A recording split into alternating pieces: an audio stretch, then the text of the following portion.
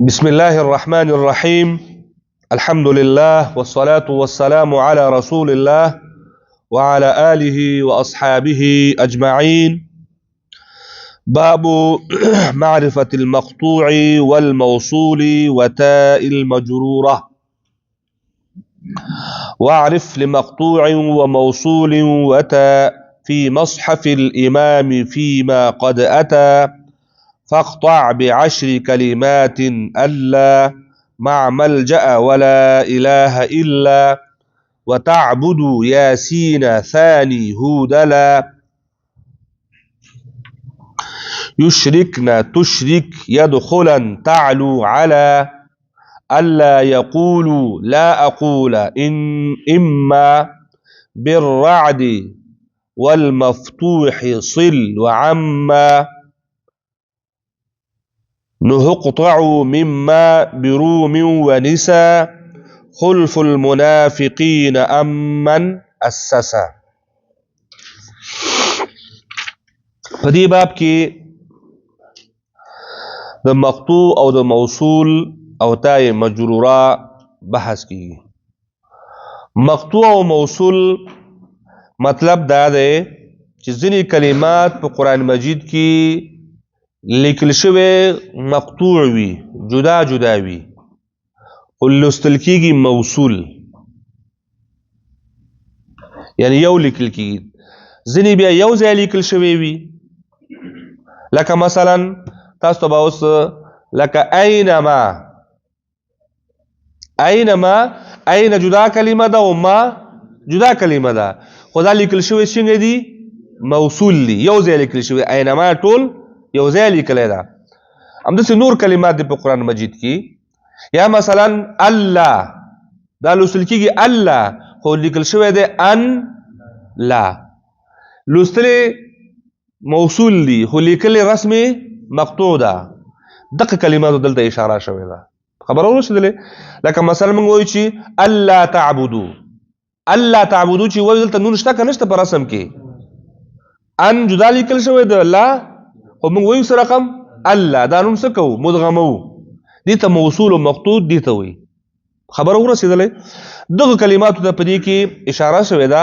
او تاء مجروره، هغه تا چې هغه مجروره تا یا تاء تانیث، تاء تانیث یعنی هغه تا چې تاء مربوطه یا تاء مدوره ده، د یو کلمې باندې چې راشي هغه تا تانیث جوړوي. لکه القارعه یا الواقعه، الحاقه، مطهره، سفره، برره، دا ټول اخر کې دا تاګانې چې دي دا تاء مجروره دي. صحیح شو؟ دغه مسائل پکې بیانېږي.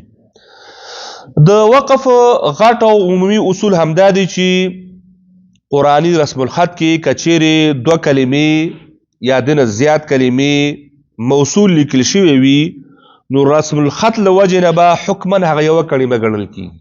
دا د وقف اصول دي. یوه کلمه لکه اینما، د این جدا کلمه ده او ما جدا کلمه ده، چون موصول لیکل شوی نو دې باندې حکم د یوې کلمه کوي. اوس په این باندې ته وقف نشي کولی، ځکه دلته رسم کې دا یو ځای لیکل شوی دی، نو چې ته وقف کوې نو ما باندې به کوې اینما. داسې ونه دا خو په اصل کې این جدا کلمه ده او ما جدا کلمه ده، دواړه موصول لیکل شوي دي. نو موږ تاسو ویلو چې وقف د چا تابع ده؟ د رسم تابع ده. رسم کې چون دا دواړه یو لیکل شوي دي، نو ته به اطلاق کې او حکم دې ته جاری ده د یوې کلمې. اوس په عین کې که ته وقف کوې، دا صحیح ده چې په حقیقت کې عین جدا کلمه ده، معنا په لحاظ سره جدا کلمه ده، خو رسم څنګه ده؟ موصول ده. نو چې موصول د دواړو کلمو نه څو کلمه جوړه شوله؟ وقف کې به دا یوه کلمه ګڼل کېږي او د یوې کلمې حکم ورته څه کېږي؟ متوجه کېږي.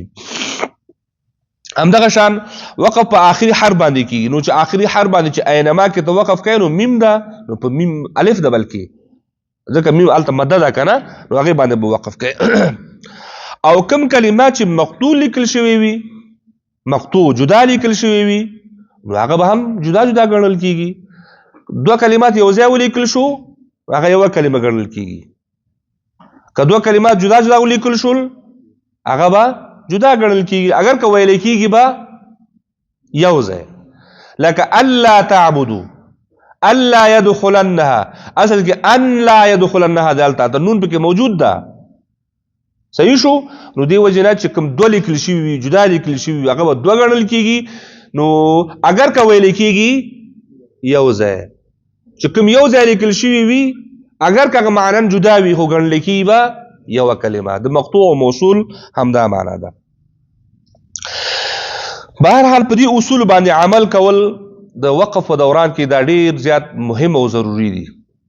ولو که وقف اضطراري ولې نه وي، اختیاري خو پرېږده، اختیاري او وقف سره د ټولو قسمونو، د اختیاري وقف سره د ټولو قسمونو که تام ده کافي ده حسن ده هغې کې خو مراتع حتی من د دې حسب په کار ده چې د اضطرار په حالت کې هم که وقف کېږي نو باید کم نه کم د کلمې آخري حرف ته ځان ورسوي، او که ونه شو نو بیا خو تا خو به خپل هڅه کړي نو هغه بیا بېله خبره ده.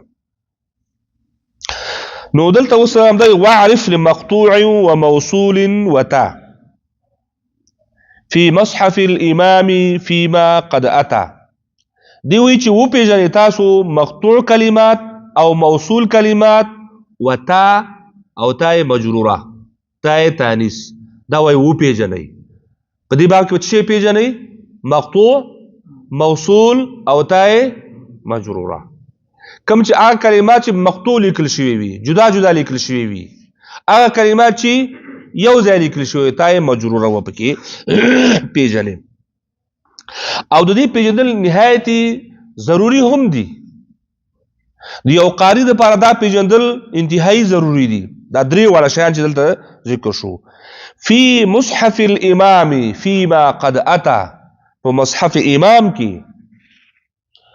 مصحف امام موږ تاسو مخکې دې تذکره کړې وه په تقریبا په مقدمه کې فکر کوم. مصحف الامام یا امام المصاحف ذکر شوی و که نه؟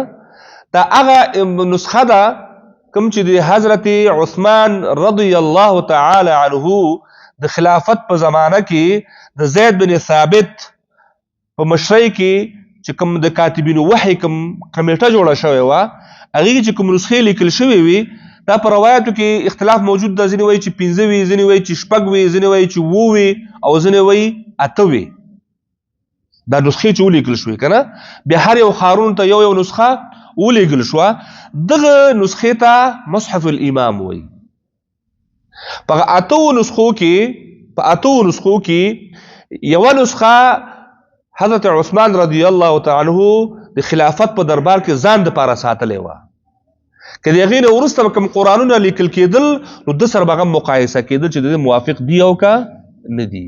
نور خو یې ولیږل ښارونو ته که نه، نور ښارونو ته هغه وخت سره چې کوم هغې ته ولیږل دا یو مصحف الامام یعنی هغه نسخه چې لیکل شوې وه نو دا نوم هم ورته عبدالله بن مسعود ورکړی و، د ده په غوره باندې دا نوم انتخاب شوی و مصحف الامام.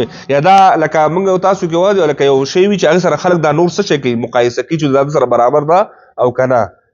صحیح ده که نه؟ نو دغه نسخه چې عثمان رضی الله تعالی عنه په دربار کې پاتې شوی و همدغه ته مصحف الامام وایي یا امام المصاحف. او دا نوم ورته چا تجویز کړی و غوره کړی و؟ حضرت عبدالله بن مسعود رضی الله تعالی عنه. دغه نسخې ته چې عثمان رضی الله تعالی عنه ځان ته پریښی و دا د هغې ته اشاره وه. او دغه چې د لغت قریش سره لیکل شوی و. چا سره لیکل شوی و؟ لغت قریش د رسم الخط مطابق، د لغت القریش ځکه دوی خو قریشي ول ټول، د هغې د رسم الخط مطابق دا نسخه لیکل شوی وه. او 12,000 صحابه په دې کې اجماع وه. څومره؟ یعنی په دغه وخت دا قرآن کریم چې لیکل کېدل 12,000 صحابه موجود هغې ټولو په اجماع وه چې دا قرآن اوس امام المصاحف شو. هر ځای کې چې قرآن لیکل کېږي د سره به موافق وي نو هغه به قرآن ګڼل کېږي. صحیح شو؟ نو دا هغه وخت سره 12,000 صحابه موجود ټولو په دې باندې اجماع وه چې د دنیا په هر کنج کې که قرآن څوک وایي د دغه نسخې مطابق به وایي او د دغه نسخې مطابق به یې لیکي او د دغه نسخې مطابق به څه کوي؟ چاپ کوي. نن چې موږ تاسو سره چې کوم مصاحف موجود دي دا د هغې نسخې مطابق دي.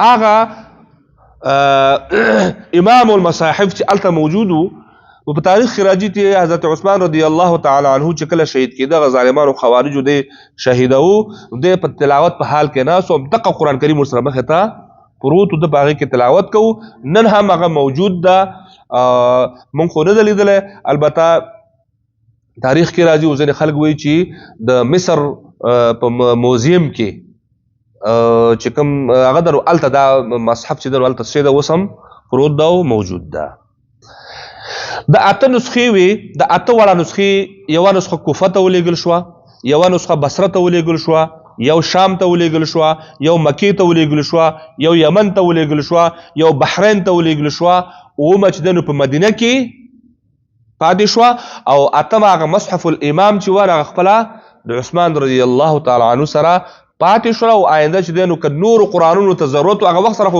دغه هیوادونه او دغه والیان تعین شوی او اسلامي حکومت لخوانه ټول ته یو نسخه ولېږلې متباقي ک بیا ضرورت پیدا کېده لیکل کېده او دغه مصحف الامام سره ودا مقایسه کېدل او دغه نور سره ویسه کېدل تیتیدل او نشریدل نو دې څه کوي چې دغه کلمات مقطوع او موصول چې دي چې هغه په مصحف الامام کې سره رقم لیکل شوی او نو مغه شان په دې قران کریم کې هم موجود دي فيما قد اتى یعنی فی مصحف الامام په مصحف امام کې چې فيما په هغه کې لیکل شوی رسم شوی دی قد اتا په تحقیق سره راغلی دي څنګه راغلی دي فقطع بعشر كلمات فقطع بعشر كلمات قطع سره وایا لس کلمات یعنی قطع سره وایا لس کلمات کم کلمات الله مع ملجأ ولا اله الله دا په اصل کې ان لا ده دا به قطع لیکي ته پر رسم کې بسګه لیکي قطع به لیکي الله تعبدوا صحیح شو مع ملجأ سند مع ملجأ کلمه په قران کریم کې راغله ولا اله الا تعبدوا سوره یاسین دوهم ځای الا تعبدوا سوره هود الا يشركنا ان لا يشركنا دا اصل کې ده قطع لیکل شوی ده والا تشرك دا اصل کې وان لا تشرك الا يدخلن وان لا يدخلن والا تعلو واصل کې دا وان لا تعلو صحیح شو دا ټول کلمات دي لس کلمات دي او دا بچ درو تاسو څنګه وای دغه څه قطع وای چې مثلا تعبدوا مقطوده سوره هود کې دوه ځای الله تعبدوا الا الله اني اخاف عليكم ممتحنه کې دا الله يشركنا بالله صحیح شو الله يشرك بي شيئا سوره حج الله يدخلنها اليوم سوره نون ألا تعلوا على الله سورة دخان وألا إله دلته مثلا ألا يقولوا لا أقول دا کلمات د لس کلمه وتعبدوا ياسين ثاني هود لا کنه دا ټول هغه شو مع ملجأ ولا اله الا وتعبدوا سو تعبدوا ان لا تعبدوا د کلمات مته یا یاسین ثاني هود وان په سورته هود کې او لا يشركنا تشرك يدخلن تعلو على كلمه دي تشرك الا تشرك صحیح شو يدخلن كلمه ده الا يدخلنها اليوم شرازي تعلو وان لا تعلو على الله ده اصل کې وان لا تعلو على الله دا ټول کلماتو ته اشاره ده دي کې يشركنا كلمه تشرك كلمه يدخلن كلمه تعلو كلمه دا ټول د تحری سره ان سره موجود ده يشرك الا يشرك تشرك الا تشرك يدخلن الا يدخلن تعلو الا تعلو على الا يقولوا لا اقول لكن القران راضي كده حقيق على الا يقولوا التم ان لا ده دې ورسېدلې الا يقولوا على الله الا الحق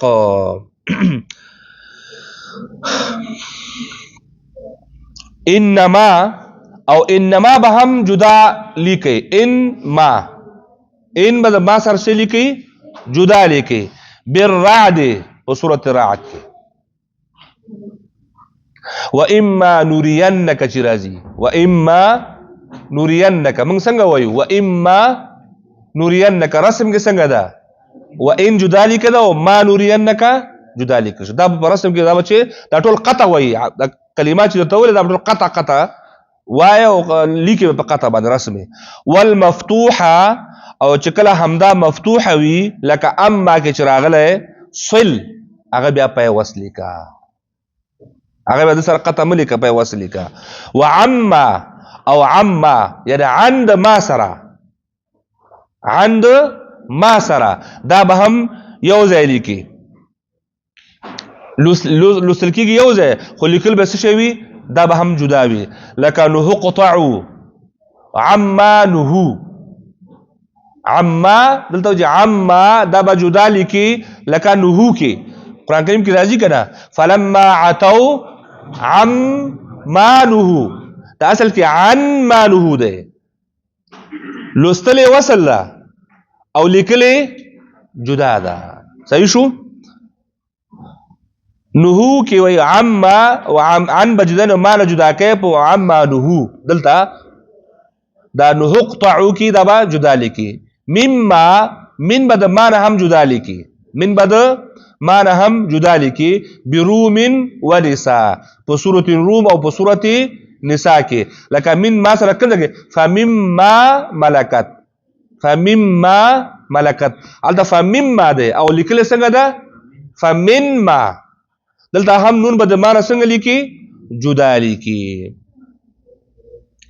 ها بروم ونساء چې په سورۃ الروم او په سورۃ نساء کې راغله خلف المنافقین امن اسسا خلف المنافقین سورۃ المنافقین کې چې کوم راغله مما چې راغله سورۃ المنافقین کې دې کې څه ده خلف ده یا دې کې دواړه لیکل او یا لیکلو کې قطع او وصل دواړه په کې څنګه دي جایز دي سورۃ المنافقون کې او امن اسسا او دغه ش امن با دا هم جدا وای امن اسسا اشاره د سورۃ توبه ده بس ده وصلى الله تعالى على خير خلقه محمد وعلى آله وأصحابه أجمعين